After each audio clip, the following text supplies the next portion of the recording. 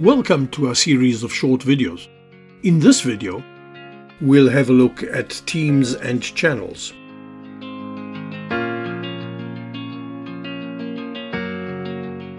Microsoft Teams is a strategic software-as-a-service platform for supporting organizational communication and collaboration. Within the Teams application, a team is a virtual workspace, the collection of people, documents and applications required to effectively do a job. Think of it as a virtual office building. A channel is a virtual sub-workspace.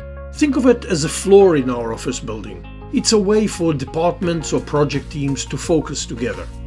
Teams and channels can be geographical, functional or project-based. Let's have a look at it. From the Microsoft 365 landing page, we'll select Teams. On the left, under the Teams option, we can see Teams, our virtual workspaces, and within the Teams, channels, our sub-workspaces for the specific team. Depending on your version of Teams, there's a button at the bottom or at the top to create and join teams. In some organizations, teams are created by an IT process and not directly from the team's user interface. Private teams, which require access permissions and are the majority of teams used, are invitation-driven. Your invitation will include a code you can use to join the team. Public teams, usually the minority, do not require an invitation and are joined by clicking on them. We'll now return to our team and look at creating a channel. In the three-dot menu, select Add Channel.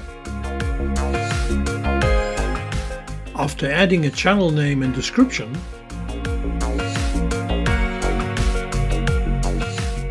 select the privacy level. This is a simple way of managing permissions. Standard channels, the default, inherit permissions from the team. Thus, anyone who has access to the team will have access to the contents of the channel. Private channels are more secure. Only some members of the team will have access. Shared channels extend access to people outside the current team. We'll stay with the default and click Add. We can see our new channel under our team. Thank you for watching this video. Try using teams and channels to enable collaboration.